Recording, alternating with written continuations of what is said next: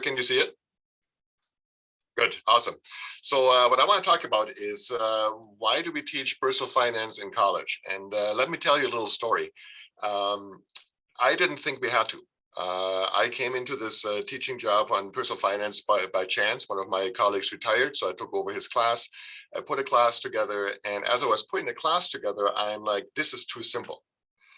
Why am I talking about credit scores? Why am I talking about a mortgage? Why am I talking about these simple things? They're going to be bored. They're going to be really bored because they know all this stuff. So I go through the semester, typical professor, if you mess it up in one semester, you can always improve it in the second semester. So I'm going through the semester with this whole idea of this is too simple for juniors in college, seniors in college, sophomores in college. So I go through and I get really good reviews on the class. And a lot of the reviews are, I wish somebody had taught me that before. And I'm thinking, what do you mean? Nobody has taught you about credit scores and how to use a credit card and whatever. And the answer was, in my class at least, was no. So I did a little research and I found out that, yes, we do indeed need to teach personal finance in college because we don't really do a good job anywhere else. There is limited education at home, and I'll talk a little bit about that in a second here. There's limited instruction in high school. We're getting better at that, but it's still limited.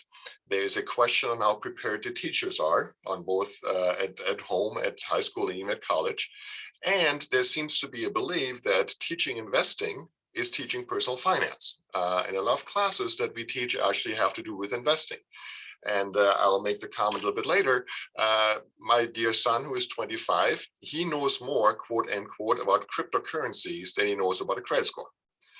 Because everybody talks about cryptocurrencies, but nobody talks about credit scores because what he's being taught is more on the investing side. So on top of all that, and I love social media, but on top of all that, a lot of the students get the information from friends in social media. What can possibly go wrong? So I look at this and go like, well, is this a problem overall, or is this just a college thing? Is it just in my college? Is it just my group of students who are a little bit different? And the answer is no. There is, if you look at the data, and I have 2 slides with a little bit more statistics, if you look at the data, almost half of Americans believe their financial situation is not good. Almost the same percentage believe they need more help on personal finance. And the remainder, the 57%, they believe their financial situation is excellent or good. But however, they would also take more information if they were able to get it. Now, we have made some progress. As I mentioned to you, on the high school level, there's more and more states now that actually require some sort of personal finance education. I pulled a map here. It's about 1.5 years old. Red means not so good. Dark green means really good. So there's a couple of states, 5 in particular, have done a really good job putting personal finance curriculum into their high schools. The others have not. And you see a state like New York, a state like California, Wisconsin, that have really nothing in their curricula on the high school level even to teach students about personal finance. So, as I mentioned, states are getting better. I think Florida was the last state just announcing that they're going to have personal finance curriculum in their high schools, but it's not pervasive at all. It's all over the board, and then it comes back to the quality of what is being taught. And this is just at the high school level. Now, in my opinion, we need to start teaching this at the middle school, high school level to begin with, but we're in a situation where we don't do that or don't do it well. So we have one more shot with those students who actually go on to college to actually teach them a little bit about personal finance by the time they get to us at 18, 19 years old. I mentioned to you that there is an issue at home, right? We, as a society, we don't seem to be teaching personal finance well at home. And I did a little bit of research on that. And here's what I found, which I thought was really interesting. This is not by any means a scientific study, but here's what I believe to have found out when it comes to a generational approach to finance. We had the baby boomers. right, until about 64, they were taught really well about personal finance by their parents and grandparents. Think about the Great Generation, think about Depression, think about making a budget after the wars. All of a sudden you had a generation of parents who taught their children, the baby boomers, on how to budget, for example. Those baby boomers wanted to make life better for their kids as a generation. So Generation X comes along, 1965 and older, and the baby boomers really did a nice job taking care of Generation X, of that generation in between, making it easier for them, making life easier for them. And part of that may have been that the whole education on how to deal with personal finance started to drop off. Then the millennials come along, and we all make jokes about them. They're really coddled, right? They're basically, quote unquote, waiting for their parents to die so they can take over the money. So again, they were not being taught much at home when it comes to personal finance. Then, of course, we had a big event. I tried to make this in the form of a thunderstorm here. We had a big event. 2008, 2009, the recession, the financial crisis, or financial crisis and recession happens, which happens to be the defining event for Generation Z. If you believe in a generational approach, Generation Z is probably 1995 to 2010 birth years. They lived with, either directly were affected by and remember this, or lived with the aftermath of the financial crisis and recession. Now we have a generation in Generation Z that actually is worried about finance. And I'll talk about that a little bit later, which is awesome for us as teachers, because we actually have a group of students who want to learn about this. They're not opposed to it at all. They actually want to learn about this. We don't know much yet about Generation Alpha, the one that comes after. The eldest are about 12 right now in that generation. It seems to be they're similar to Z, but we don't know. So let's talk about Generation Z, which is actually the cohort that we currently have in our classes, right? Birth years 95 to 2010. My two kids, 23 and 25, fall right into this group. As I mentioned, the formative event for that generation, the one that defines them, is really the crisis and the financial crisis, recession, and the aftermath. A lot of talk about money, a lot of talk about not having enough money, and issues related to that. So this generation, as a group, seems to be worried about money and finances more than the previous two generations, more than their parents were. The funny thing is, we believe that their approach or their worry is really more about, will I have enough money, as opposed to, I want to be rich. We have a generation, as you probably all know, that is more willing to share, whether it's cars, whether it's on a social side, more of a sharing generation, and they're concerned about not having enough money in the future and what have you. So again, we have this generation that actually is very open to wanting to know about personal finance. Now, we also, in the same time frame, this 8, 9, middle of the odds kind of scenario, we had significant changes when it comes to a number of things related to personal finance. So first of all, we had social media as the instructor. I call it the rise of social media as an instructor, where a lot of people go and find information on social media from friends and what have you. Again, my story about my son knows more about cryptocurrencies, and I put that quotation mark, knows more, versus his credit score and the importance of that. We also had huge changes, and they're ongoing on what's known as fintech and banking side of things. Think about Venmo, for example. It didn't exist 10 years ago. It wasn't a big thing 5 years ago even. So we have different ways of paying, which also means different ways of managing your finances and different ways that you can get into trouble. I pulled a statistic from Venmo. 83% of Venmo users are under 34 years old. Okay, so we have a large group of younger people using new changes or new products and applications on the fintech side. And of course, we have a huge amount of huge changes when it comes to cashless transactions and online transactions. And again, even though it's just a payment method, if you don't do it right, you can get into trouble, right? Use your credit card not in the right way, for example, and all of a sudden your credit score goes down, and you may not know why that is happening. I only missed one payment. Why is my credit score going down? Why can't I get a better loan because my credit score is down? If I don't understand that, again, I'm going to be in trouble. So we have all these changes, actually, going on. So to summarize this, and I'll get more into detail about how I think we should teach finance or personal finance at the college level. To summarize all that, we have a situation where personal finance is not sufficiently taught at home or school for whatever reason.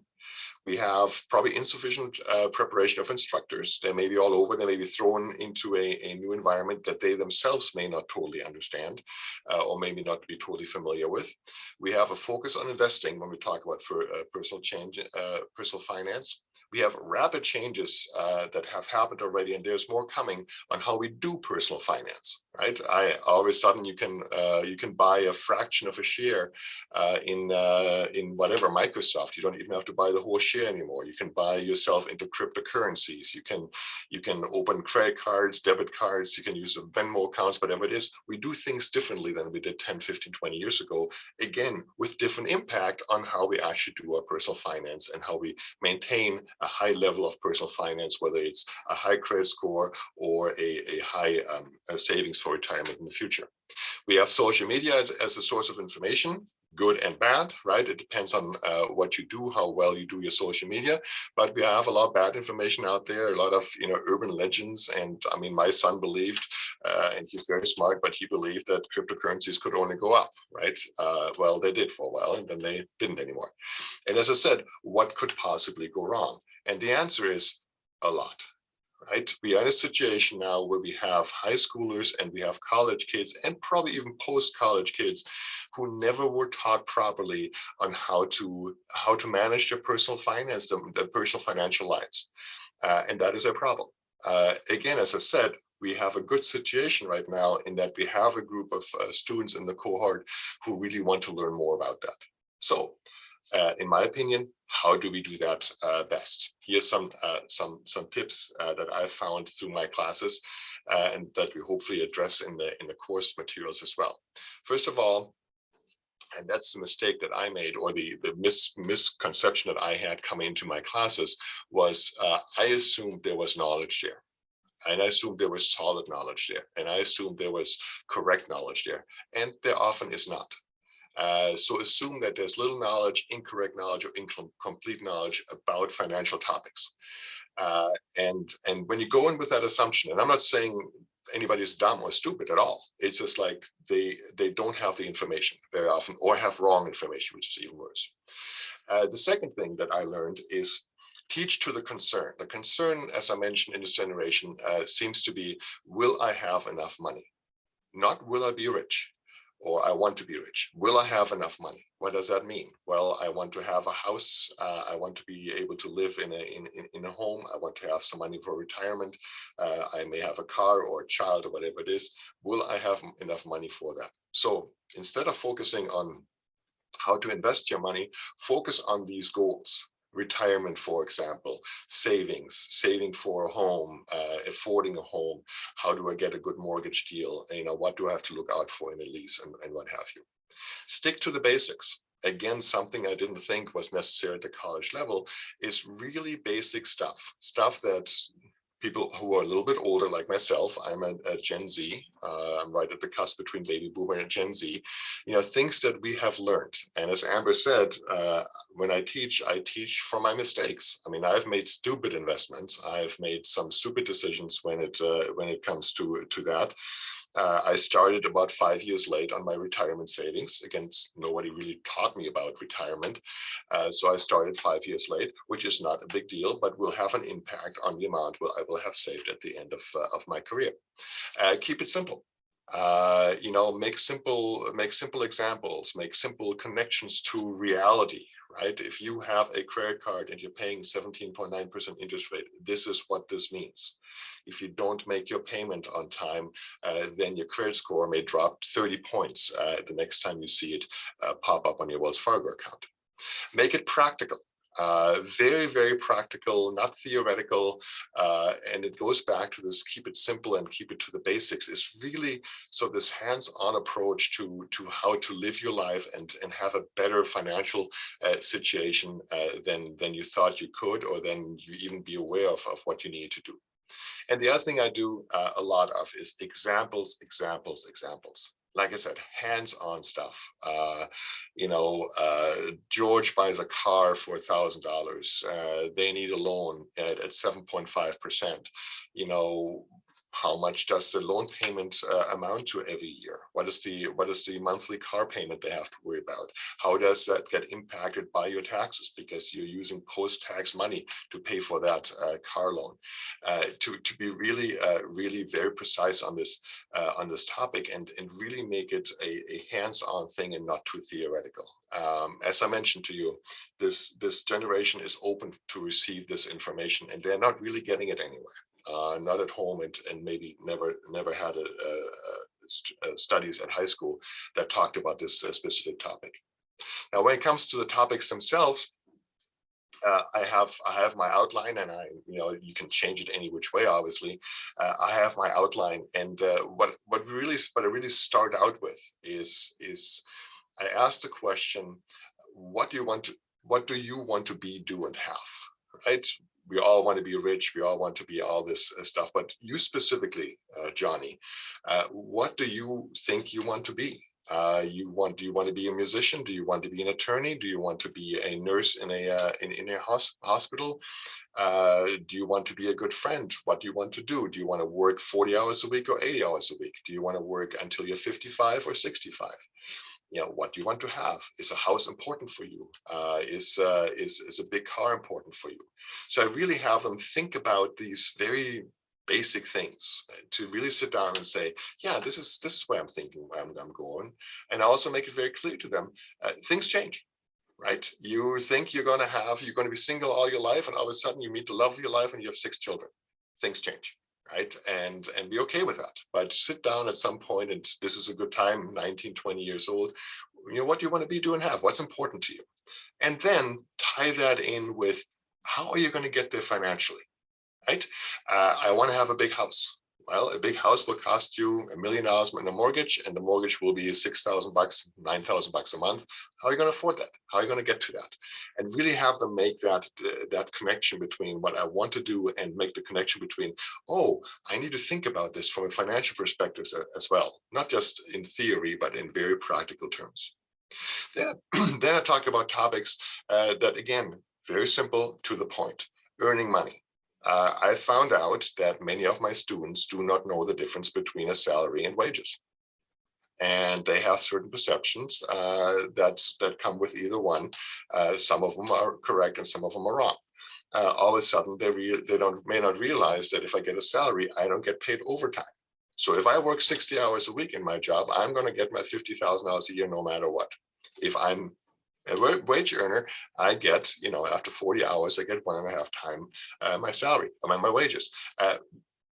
Many don't know that. They've grown up in a certain way, and they've heard about certain things, but they may not know exactly what it is. And then we talk about taxes. I had a funny moment a couple of weeks ago. My daughter moved in with her roommate, who had moved ahead to a different town and got a job. They just graduated. She got a job, and Abby said, Annie's my daughter. Annie, you need to make a lot of money. I just got my first paycheck, and there's a whole bunch of stuff they're taking out, aka taxes, right, and other deductions and what have you. So again, the $50,000 you make is not the $50,000 you get. You and I know that, right? But many of our students do not. We talk about budgeting. I have a whole process for budgeting that really takes the whole semester, where I say, listen, figure out your expenses for 30 days, your actual expenses for 30 days, everything that you spend money on. And then we're going to make a budget out of that. You're going to put it into categories, right? What do you need? What do you want? What is necessary? What can you save? And very often the students go, I didn't realize I spent this much money on Starbucks, for example, or whatever it is. And so we go through this whole process, and we use the data, their own data, from a month to actually build a budget going forward. We talk about borrowing money, right? How do you get a loan? We talk about banking in general. How do you get insurance? How do you get better insurance? How can you reduce your insurance rate for your car? Maybe a higher deductible, things like that that they may have heard about, but don't know how to really use. We spend a lot of time talking about credit cards, a little bit about debit cards, but mostly about credit cards, and the issues you can have with that and the immense impact of a credit card and what you can do wrong on your personal finances, especially your credit score. Very often students don't realize that, and they don't realize how quickly a missed payment can actually result in a reduced credit score, which can result in a higher in a higher interest rate that they have to pay, or maybe an apartment they don't get. We talk about spending money. Yeah, and again, back to the categories of what's important to you. Spending money on a car. We go through how to buy a car, what to look out for, how to price a car, how to spend money on healthcare, on items that are actually going to be important for these students, especially once they get older and turn 26 and get off their parents' healthcare. So again, very simple stuff. We spend a lot of time actually on spending on a place to live, including a lease, right? Leasing a place versus buying a place. I'm not making the assumption anymore that everybody will buy a place. I'm also not making the assumption anymore that anybody who buys a place will buy a house. Lots of condominiums out there that the people can afford. That's the only thing they may be able to afford. So we again go very practically through that. We talk about saving money. Just a normal savings account and what have you. And we also talk about investing money. Again, it's one of the topics that's important. We talk about retirement savings and what have you, and how to invest for retirement, how much money you may want to set aside, how early you want to start. I gave you my example. I start 5 years late, and I'm going to pay for that, quote unquote, when I retire. So I tell my students, first paycheck, put $100 aside. Every paycheck, you put $100 aside, and we have graphics that actually show how much they actually will make or are expected to make by the time they're 67 or 69 years old and retire. One thing I do too, and this is where my legal background comes in. You can't be an attorney without having agreements. I actually talk about agreements that the students may have to sign, and if the students are like most of us are, we don't read them. Right? We just sign this thing and click on it and whatever it is. And I say, listen, you need to know what you're signing off on. And I actually talk about three things. I talk about credit card terms, and we go through them actually to say, this is what you need to know. This is what can happen. This is how this whole thing works. We talk about bank terms. That's a very simple agreement on that the bank may put in front of you. And they all of a sudden learn that if they have two accounts and they have an overdraft on one account, the bank can go after the other account. Oh, I didn't know that. Well, should have read the agreement. And I also go through a normal lease agreement. My assumption is, because these are students, that many of them are or will be in a lease situation very quickly. And so we actually go through and we talk about the legal side of the lease, but also the financial side of the lease. We talk about security deposits. How much is it usually? How do you get it back? What should you do to get it back?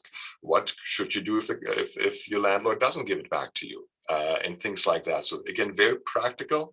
A little bit more legal, but I picked these agreements because everybody has to sign these at some point, and like I mentioned, most of us don't even read them. And I use my time in the classroom to actually go through some of them. Sometimes a little bit boring, but especially the lease agreement is something that the students really appreciate. Because many of them, either don't know what they have signed, or maybe in a situation where their landlord is doing something funky, and they want to know how to address that with the landlord. So I'm not giving legal advice, but as if you're like I am, if a student comes to me as an issue, if I can help, I will. And this is one of those things. So anyway, to tie it all back to the beginning, do we need, or why do we teach personal finance at college? Simply because we have to. Our students are not prepared. Maybe that will change with all the changes that are being done by the states on the high school level.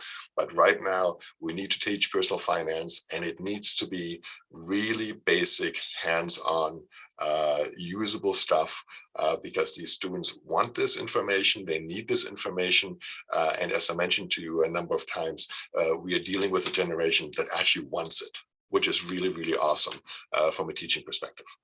So that's all I had. for you today. If there's any questions, Amber, I think you are taking over, right? Thanks so much, Ralph. We don't have any questions in the chat right now, but please feel free to chime in if you can think of anything. Let's take advantage of Ralph while he's here. Ralph, while we wait for some questions, would you mind kind of just giving us like a brief overview of your coursework? Yes, so can you still hear me? Okay, the coursework really reflects what I just talked about. We have the list at the end that I gave you of the topics that I teach in my class is actually the list of topics we address in the courseware. And the way the courseware is built up or put together is with this very practical idea, right? This idea of I'll teach you something about a credit card, and here's some best practices, for example. That you may need to know or may want to follow to actually make sure that you don't mess up with your credit card and don't affect your credit score. We also have a lot of concept checks where, you know, we maybe talk about a topic a little bit more in theory, but we also talk about, you know, here's how you actually apply it in real life. Here's some examples that you can actually use. I got a good question, advice for first-time home buyers. The answer is absolutely. When we talk about spending money on a place to live, we actually go through this whole process of how a mortgage works, how long it will take to close a deal, how this process, who's involved in this process, what the expenses are that you may actually encounter. You know, that there's another 3 to 5% on the cost of your home when you look at all the fees and what have you. We talk about mortgage insurance. If you don't put down 20%, you likely will have to pay mortgage insurance, and that adds another cost as well. So absolutely, first-time home buyers are covered. The lease side of things is covered. We talk about the differences between owning and leasing. We talk about things like additional costs when you have a home. Right? If you're like me, when I bought a home, I was like, oh, this is great. I only have to spend $1,500 on my mortgage and that's it.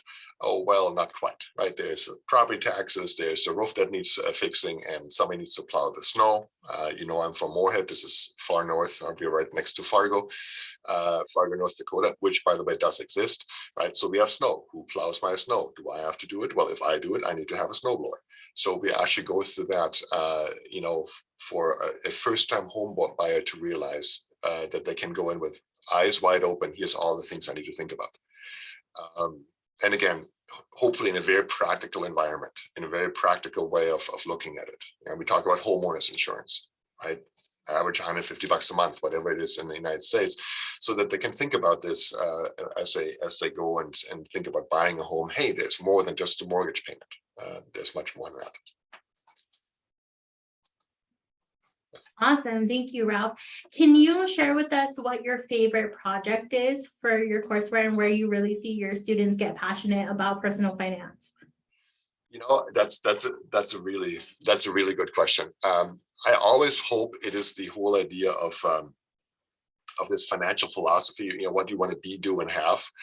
But I think that's a little bit in my head because I like that. I think it's maybe a little bit less of less interest to the students. I think the idea that really the one thing that really gives a lot to the students is the budget process, the budget project that we have, where I basically, as I mentioned, I have them look at their expenses, at their actual expenses. And I told them, if you buy a Snickers bar, you have to put it down, right? Very, very anal kind of approach. And when they put it down, I have them put it in categories. You know, this is the needs category, this is the wants category, and this is the savings, you know, pay off your debt category. And I believe that is the one that really clicks for the students, where they really realize how much they're spending on what and in what category. You know, I mean, I have had students telling me that they found out that they had like 6 or 8 subscription to cable services like Hulu and Amazon Prime and Netflix and what have you, and this and that the other thing. And they went through those subscriptions and realized that they weren't really watching Hulu, or the stuff that was on Hulu was also on Netflix. And so they were able to save $10 a month, whatever it is. And they started to realize how that actually adds up.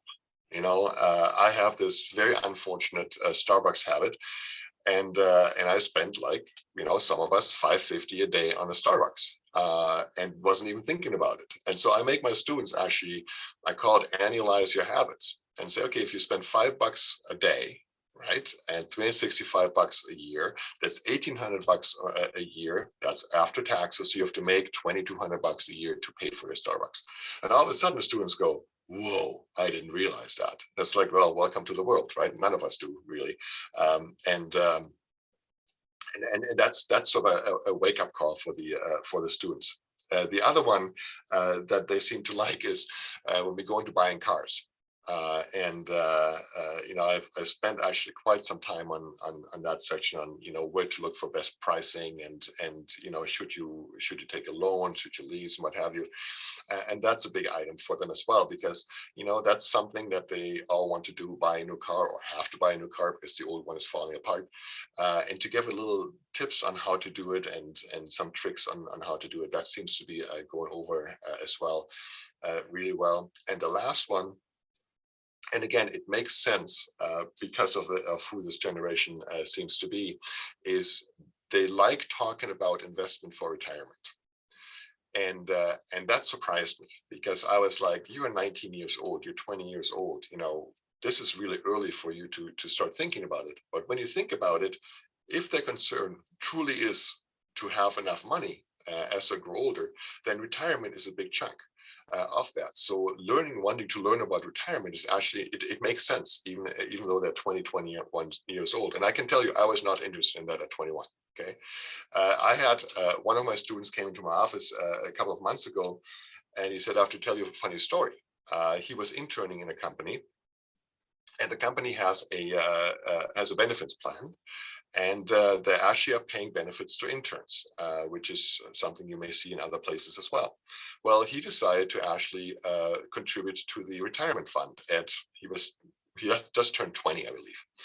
And they had to change the plan, because the plan only allowed people from 21 and older to actually contribute, because nobody had ever thought about contributing at 20. So here's a student who is thinking at 20 about their retirement in 49 years, and who's putting money aside. And again, it makes sense when you look at that. If you believe the data that this generation is concerned about money and having enough over time, then it makes sense that they're worried about retirement. And then it makes even more sense for us to give very practical, hands-on approach, give them the data, give them the numbers. If you put $100 aside twice a month from your paycheck, assuming a 7% interest rate, you'll end up with $800,000 in 49 years. Right? These are all theoretical numbers, but it gives an idea that even a small amount starting now can make a huge difference. If you start 10 years later, that amount drops by half. If you start 10 years later, it drops by another half. Rough numbers here. So that's the kind of stuff where the students really like that approach. They really like the hands-on stuff and overall. Who are some of my favorite financial gurus? Dave Ramsey. I like what Dave Ramsey says. I totally disagree with him, for whatever that's worth, on his approach to credit cards. I believe credit cards are a good thing. I believe credit cards are a convenient thing. I think credit cards are a necessity in today's world, especially as we go cashless. I just realized I picked up some money at the ATM yesterday, and I haven't been to the ATM in a month, right? Because I don't really use much cash anymore. So I don't agree with them on the credit card side, but I agree with, or what I believe is, we need to teach our children and our kids how to use them properly. And to use the credit card to get a better credit score, to use the float if they really want to play around a little bit, pay off their balance every month and make that a habit, and get alerts when somebody charges your card. So I believe with Dave Ramsey on his approach in general. I do not, or I agree with him, but I do not agree on the credit card side. I think that's too far out. Suzanne Oman is another one. A lot of experience, lots of hands-on stuff as well. What I think is in both cases is they may be a little bit too theoretical still for the students themselves. I think you really need to go at this with a practical, 7.5% interest rate on your $1,000 car loan means your payment is X amount per month. right? I think you really need to do that to get through and to get that information that they really want from a practical perspective that they will actually apply in the everyday lives. So thank you so much for the questions. Awesome. Thank you, Ralph. I am going to drop a link in the chat for anyone who is interested in getting free instructor access to your courseware. They can schedule a demo with one of our course consultants and take a look and learn a little more about how you think is the best way to teach your students and all of the resources that you put into your courseware. I have seen it and I'm super excited about it. I definitely wish I had it in college. So I encourage everyone here to take a look at it as well. Ralph, it is always a pleasure having you. Thank you so much for being with us today, and we will see you again soon. Thank you so much. Y'all have a good day. Thank you. Bye.